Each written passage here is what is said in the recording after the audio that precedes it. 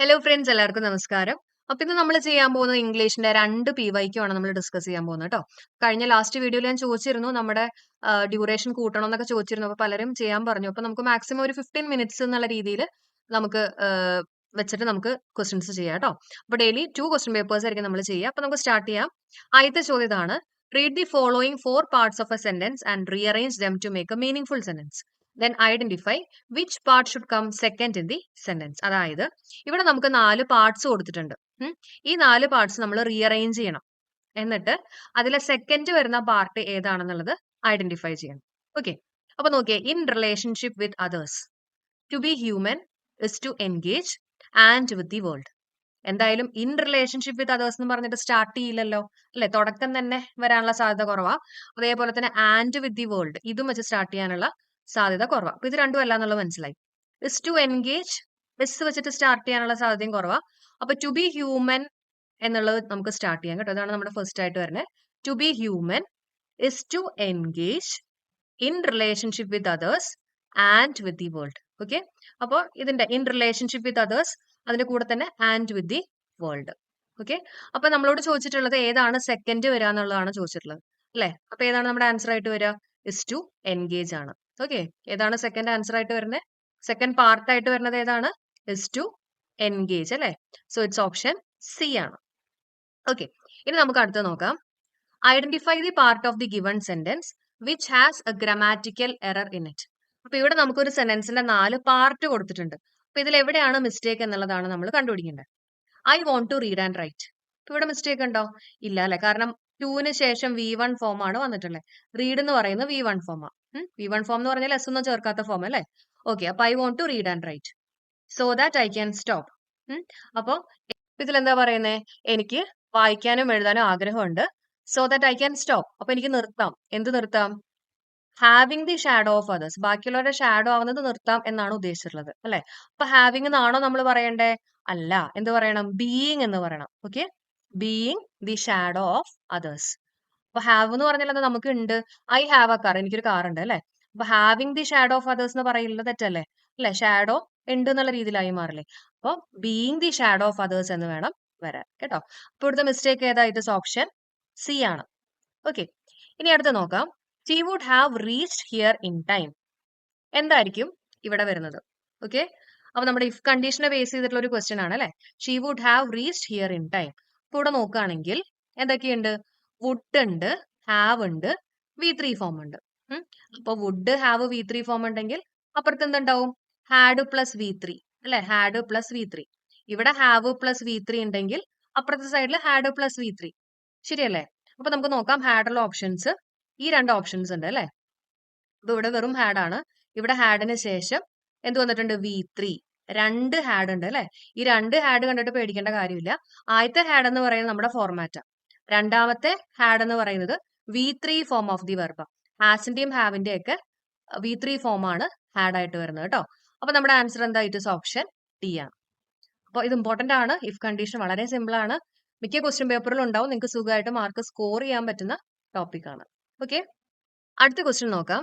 Ishan asked her why didn't you tell me. This sentence can be reported as. എന്തായിരിക്കും ഇതിന്റെ answer ആയിട്ട് വരിക? ഒന്ന് വേഗം നോക്കിയിട്ട് പറഞ്ഞേ. അപ്പൊ റിപ്പോർട്ടഡ് സ്പീച്ച് ആണ്. റിപ്പോർട്ടഡ് സ്പീച്ചിൽ ക്വസ്റ്റ്യൻ ആണെങ്കിൽ റിപ്പോർട്ട് ചെയ്യുമ്പോൾ എങ്ങനെയാ വരിക? ക്വസ്റ്റ്യൻ ആയിരിക്കോ? അല്ല, അല്ലെ? സ്റ്റേറ്റ്മെന്റ് ഫോം ആയിരിക്കും. അപ്പൊ സ്റ്റേറ്റ്മെന്റ് ഫോമിന്റെ ഫോർമാറ്റ് എങ്ങനെയാ വരിക? ആദ്യം സബ്ജക്റ്റ് വരണം, അതിനുശേഷം വേണം ഓക്സിലറി വെർബ്. നമ്മൾ ഡീറ്റെയിൽഡ് ആയിട്ട് ക്ലാസ് ചെയ്തിട്ടുണ്ട് കേട്ടോ. അതാണ് അത്രയ്ക്ക് ഞാൻ എക്സ്പ്ലെയിൻ ചെയ്യാത്തത്. അപ്പൊ ആദ്യം സബ്ജക്റ്റ് വരണം, ശരിയല്ലേ? പിന്നെ ഡിഡിന്റ് യു ടെൽ മീ എന്നാണ് കൊടുത്തിട്ടുള്ളത്. അപ്പോ ഡിഡ് എന്നുള്ളത് റിപ്പോർട്ട് ചെയ്ത് കഴിയുമ്പോൾ എന്തായിട്ട് വരും? പാസ്റ്റ് പെർഫെക്റ്റ് ടെൻസ് ആയിട്ട് വരും, അല്ലെ? പാസ്റ്റ് പെർഫെക്റ്റ് ടെൻസ് എന്ന് പറയുമ്പോൾ ഹാഡ് പ്ലസ് V3 വരും, അല്ലെ? ഹാഡ് പ്ലസ് V3 വരും. അപ്പൊ നമുക്ക് ഇവിടെ നോക്കാം. ഹാഡ് ഉള്ള ഓപ്ഷൻസ് നമുക്ക് നോക്കാം കേട്ടോ. ഇവിടെ ഹാഡ് ഉണ്ട്, ഇവിടെ ഹാഡ് ഉണ്ട്. ഓക്കെ, അപ്പൊ ബാക്കി 2 ഓപ്ഷൻസ് തന്നെ നമുക്ക് എടുത്ത് മാറ്റാം. പിന്നെ ഞാൻ പറഞ്ഞില്ലേ, ആദ്യം സബ്ജക്റ്റ് വരണം, അതിനുശേഷമേ ഓക്സിലറി വെർബ് വരാൻ പാടുള്ളൂ. അപ്പൊ ഇവിടെ നോക്കുകയാണെങ്കിൽ ഓപ്ഷൻ എയിലാണ് ആദ്യം സബ്ജക്റ്റ് വന്നിട്ടുള്ളത്, അതിനുശേഷമാണ് ഓക്സിലറി വെർബ് വന്നിട്ടുള്ളത്. കണ്ടോ? ഹാഡ് പ്ലസ് V3 ഫോം വന്നിട്ടുണ്ട്. കിട്ടിയോ? സോ നമ്മുടെ ആൻസർ ഇട്ട് ഓപ്ഷൻ എ. ഓക്കെ, ഡീറ്റെയിൽഡ് ആയിട്ട് ക്ലാസ് ചെയ്തിട്ടുണ്ട്, അതുകൊണ്ടാണ് കേട്ടോ അതൊക്കെ എക്സ്പ്ലെയിൻ ചെയ്യാത്തെ. The captain as well as the players, ഇതിൽ ഏതാണ് കറക്റ്റ് ആയിട്ട് വരിക? As well as, together with, in addition to, ഇതൊക്കെ വരുമ്പോൾ നമ്മൾ നോക്കേണ്ടത് ഫസ്റ്റ് സബ്ജക്റ്റിനെയാണ്, അല്ലെ? ഫസ്റ്റ് സബ്ജക്റ്റ് ക്യാപ്റ്റൻ ആണ്. അപ്പൊ സിംഗുലർ വേണം വരാൻ. നമ്മുടെ answer it is option B. കാരണം എ ആണെങ്കിലും സി ആണെങ്കിലും ഡി ആണെങ്കിലും എല്ലാം പ്ലൂറൽ വെർബാണ് അല്ലെ. അപ്പൊ നമുക്ക് വേഗം ആൻസർ കിട്ടും. ഓക്കെ, അടുത്ത ക്വസ്റ്റ്യൻ നോക്കാം. The dash look on her face was really shocking. എന്തായിരിക്കും ആൻസർ ആയിട്ട് വരിക? The dash look on her face was really shocking. Virulent ആണ്. വിർലന്റ് എന്ന് പറഞ്ഞാൽ എന്താ? വൈരാഗ്യമുള്ള പകയുള്ള ലുക്ക് കേട്ടോ. അതിനെയാണ് വിർലന്റ് എന്ന് പറയാം.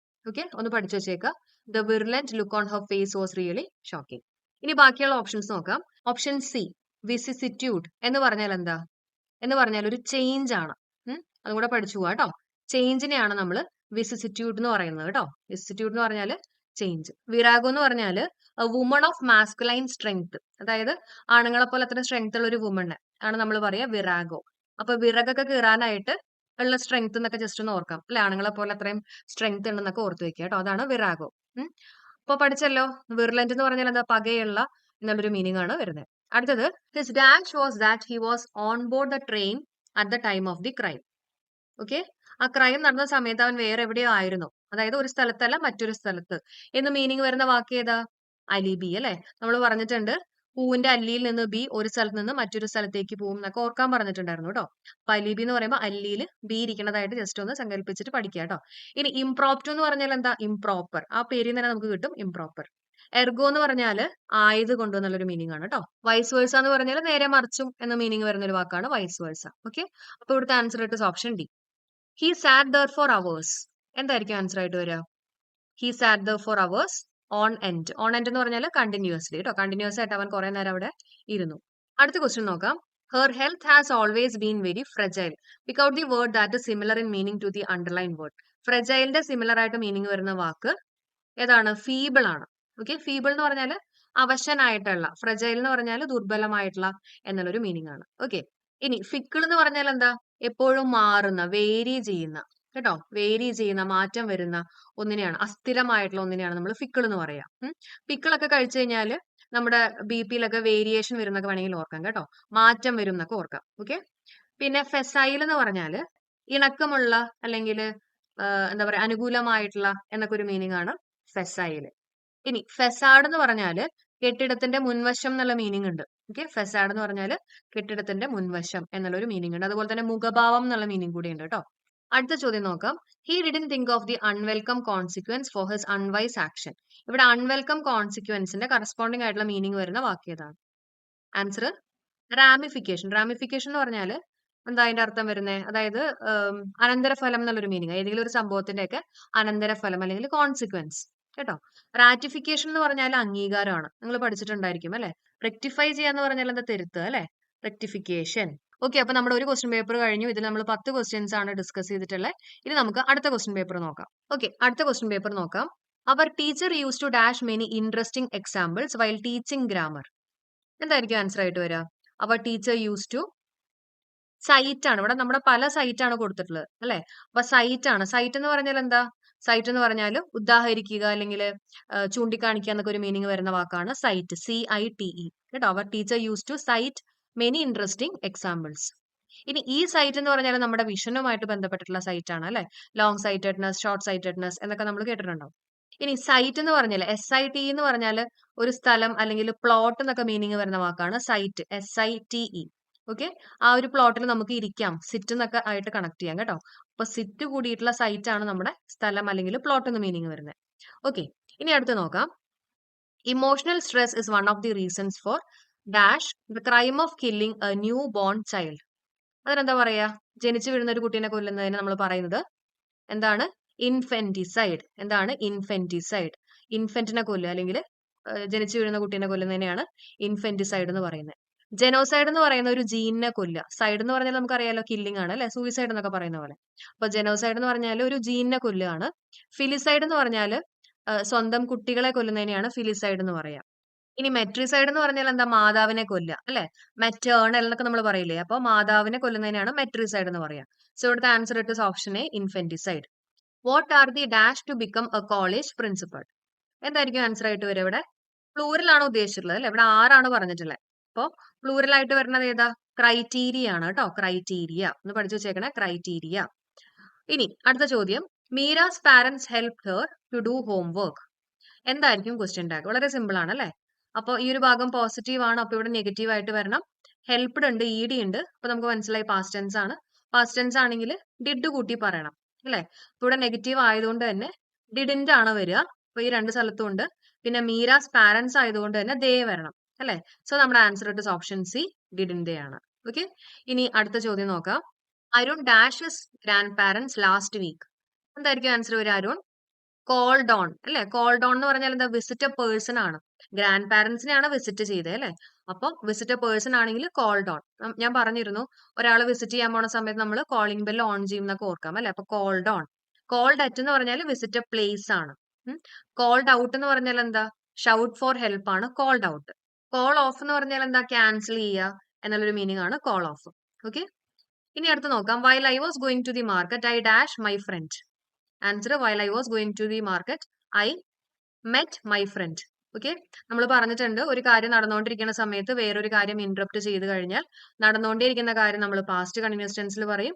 ഇന്ററപ്റ്റ് ചെയ്തിട്ടുള്ള ചെറിയ കാര്യം നമ്മൾ സിമ്പിൾ പാസ്റ്റ് ടെൻസിൽ പറയും. ഓക്കെ, അപ്പൊ മീറ്റിന്റെ സിമ്പിൾ പാസ്റ്റ് ടെൻസ് ആണ് മെറ്റ് വരുന്നത് കേട്ടോ.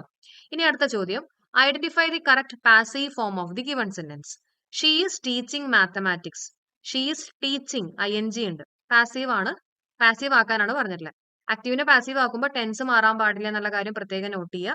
അപ്പൊ ING ഉണ്ടെങ്കിൽ എന്തായാലും നമ്മുടെ ആൻസറിൽ ബീയിങ് എന്ന് പറഞ്ഞിട്ടുള്ള ആളുണ്ടാവും. നമ്മൾ പഠിപ്പിച്ചിട്ടുള്ളതാണ്. സോ ഒന്നല്ലെങ്കിൽ ഓപ്ഷൻ എ അല്ലെങ്കിൽ ഓപ്ഷൻ ബി ആയിരിക്കും ആൻസർ ആയിട്ട് വരിക. മാത്തമാറ്റിക്സ്, ഫിസിക്സ്, പൊളിറ്റിക്സ് ഇതിനൊക്കെ നമ്മൾ സിംഗുലർ ആയിട്ടാണ് കൺസിഡർ ചെയ്യുക അല്ലെ? അതിനുശേഷം നമ്മൾ സിംഗുലർ വെർബാണ് യൂസ് ചെയ്യുക. സോ നമ്മുടെ ആൻസർ എസ് ആണ്. Mathematics is being taught by her. Okay, ഇനി അടുത്ത ചോദ്യം നോക്കാം.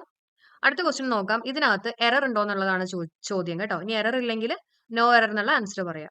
No sooner had his father come home then he started reading. നമുക്കറിയാം നോ സൂണറിന് ശേഷം നമ്മൾ യൂസ് ചെയ്യുന്ന അല്ലെങ്കിൽ നോ സൂണറിന്റെ കൂടെ യൂസ് ചെയ്യുന്ന കൊറിലേറ്റീവ് കൺജങ്ഷൻ ദെൻ അല്ല ദാൻ ആണ് വരിക അല്ലെ? നോ സൂണർ ദാൻ എന്നാണ് വരിക. അപ്പൊ ഇവിടുത്തെ ആൻസർ എന്തായിട്ട് ഓപ്ഷൻ സി ആണ് വരുന്നത്. ഓക്കെ, അടുത്ത ചോദ്യം നോക്കാം. ഇവിടെ നമുക്കൊരു സെന്റൻസിന്റെ 4 പോർഷൻസ് കൊടുത്തിട്ടുണ്ട് കേട്ടോ. അതിനെ ഒരു പ്രോപ്പർ സീക്വൻസ് ആയിട്ട് അറേഞ്ച് ചെയ്യാനാണ് പറഞ്ഞിട്ടുള്ളത്. ഓക്കെ, അപ്പൊ നമുക്ക് നോക്കാം. അപ്പൊ ഇവിടെ സ്റ്റാർട്ടിങ് തന്നെ ഇതായിരിക്കും അല്ലെ? കാരണം തൗസൻഡ്സ് ഓഫ് ഇയേഴ്സ് എഗോ ഇത് ക്യാപിറ്റൽ ലെറ്ററിൽ കൊടുത്തിട്ടുണ്ട്. അങ്ങനെ നമുക്ക് മനസ്സിലാക്കാം ഇത് ഫസ്റ്റ് ആണെന്നുള്ളത് മനസ്സിലാക്കാം. Thousands of years ago. പിന്നെ അവർ ancestors had to save and store. കുറെ തൗസൻഡ്സ് ഓഫ് ഇയേഴ്സിന് മുമ്പ് നമ്മുടെ ആൻസെസ്റ്റേഴ്സിന് സേവ് ചെയ്യേണ്ടതായിട്ട് വരികയാണ് അല്ലെ? Had to save and store whatever they could save. അവർക്ക് എത്രത്തോളം സേവ് ചെയ്യാൻ പറ്റും അത്രത്തോളം അവർ സേവ് ചെയ്തു. കാരണം എന്താ? Because they had so little. അപ്പോൾ ആൻസർ ആയിട്ട് വരുന്നത് ഫസ്റ്റ്, പിന്നെ സെക്കൻഡ്, തേർഡ്, ഫോർത്ത് അല്ലെ? അപ്പോൾ ക്യൂ വെച്ചിട്ടാണ് സ്റ്റാർട്ട് ചെയ്യുന്നത് മനസ്സിലായി. അപ്പൊ തന്നെ നമുക്ക് ഈ 2 ഓപ്ഷൻസ് എടുക്കാം അല്ലെ? ബാക്കി 2 പോയി. പിന്നെ QR അല്ലെ? അപ്പൊ ഇത് തന്നെയാണ് നമ്മുടെ ആൻസർ ആയിട്ട് വരിക. It is option A. ഇനി നമ്മുടെ ലാസ്റ്റ് ക്വസ്റ്റ്യൻ ആണ്. The idiom red letter day means. Red letter day എന്ന് പറഞ്ഞാൽ എന്താ? ഹാപ്പി ഡേ അല്ലെങ്കിൽ അൺഫോർഗറ്റബിൾ ഡേ. നമുക്ക് വളരെയധികം ഇഷ്ടപ്പെട്ട ഒരു ദിവസത്തെയാണ് നമ്മൾ റെഡ് ലെറ്റർ ഡേ എന്ന് പറയാം. ഓക്കെ, അപ്പൊ ഇത്രയാണ് നമ്മുടെ 20 ക്വസ്റ്റ്യൻസ്. എല്ലാവർക്കും നമ്മുടെ ക്ലാസ് യൂസ്ഫുൾ ആയി എന്ന് വിചാരിക്കുന്നു. തീർച്ചയായിട്ടും എല്ലാവരും ഒന്ന് കമന്റ് ചെയ്യുക. നിങ്ങൾക്ക് ഇമ്പ്രൂവ്മെന്റ് വരുന്നുണ്ടോ? നിങ്ങൾക്ക് ക്വസ്റ്റ്യൻസ് ഒക്കെ നിങ്ങൾ ചെയ്ത് നോക്കുന്നുണ്ടോ? നിങ്ങൾ ഏതെങ്കിലും ടോപ്പിക് തെറ്റിക്കുകയാണെങ്കിൽ അതിനെ ബേസ് ചെയ്തിട്ടുള്ള ഒരു 15 ക്വസ്റ്റ്യൻസ് ചെയ്ത് ആ ടോപ്പിക് സെറ്റ് ആക്കി കൊണ്ടുവരാം. നമ്മുടെ എക്സാമിന് ഇനി അധികം ദിവസമൊന്നുമില്ല. അപ്പൊ എല്ലാവരും മാക്സിമം എഫേർട്ട് എടുത്തിട്ട് തന്നെ പഠിക്കുക, മുന്നോട്ട് വരിക കേട്ടോ. അപ്പൊ thank you so much for supporting. എല്ലാവരും ഒന്ന് ലൈക്ക് ചെയ്യുക, ഫ്രണ്ട്സിനൊക്കെ മാക്സിമം ഷെയർ ചെയ്യുക. അപ്പൊ നമുക്ക് അടുത്ത ക്ലാസ്സുമായിട്ട് നാളെ കാണാം. എല്ലാവർക്കും bye. Thank you so much.